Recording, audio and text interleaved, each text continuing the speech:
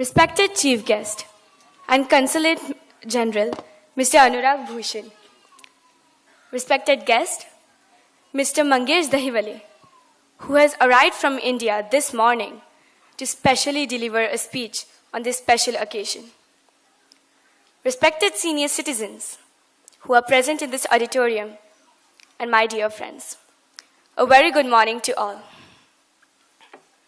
First of all, I would like to thank all of you for giving me such a wonderful opportunity to speak in front of so many people.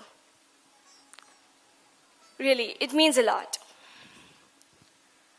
I'm really delighted to say that I always love to speak whenever the topic or subject is about Dr. B.R. Ambedkar, because this subject is actually very close to my heart. Dr. B.R. Ambedkar. You know, whenever people talk about Dr. Ambedkar, they always limit him to a leader of the downtrodden people. They always limit him to a leader of the Dalits. Is that he was limited for only this work? Other introductions people have about him. He was the principal architect of the Indian Constitution. Well, that, of course, is the truth. But it would not be confined. And he was more than what people know about him. Even today, after so many years, Dr. Ambedkar is still not fully understood or appreciated by the general masses.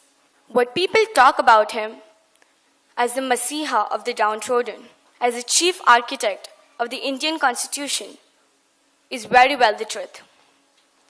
But it would be incomplete to say just that. He was truly a multi-talented personality. He was an intellectual giant.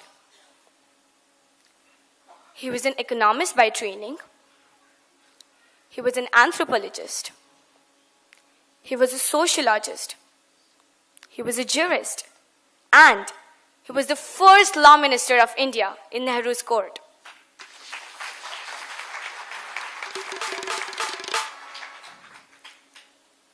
These are the various facets of his personality, which people still do not understand.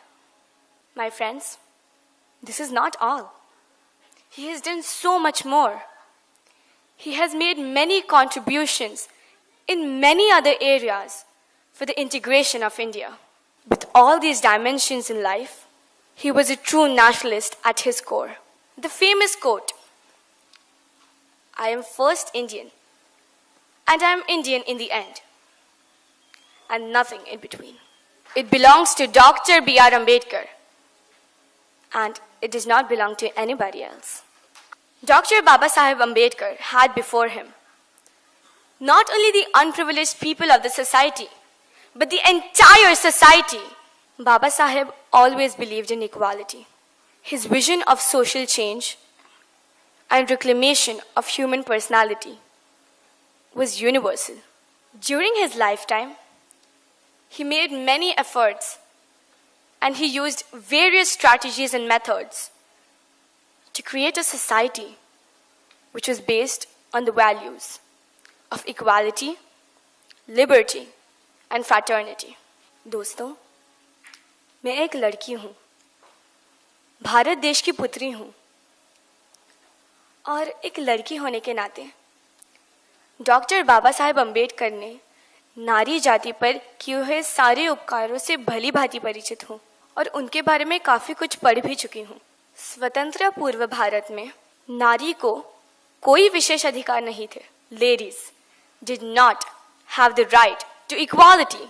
उदाहरण के तौर पर बता दूं, मृत व्यक्ति के संपत्ति का वारिस सिर्फ उसका पुत्र हो सकता था, मगर आज कानूनन वो हक उसकी बेटी का भी है, और ये सिर्फ और सिर्फ डॉक्टर बाबा साहेब अम्बेडकर ने लिखे हुए राज्य घटना के कारण हुआ है।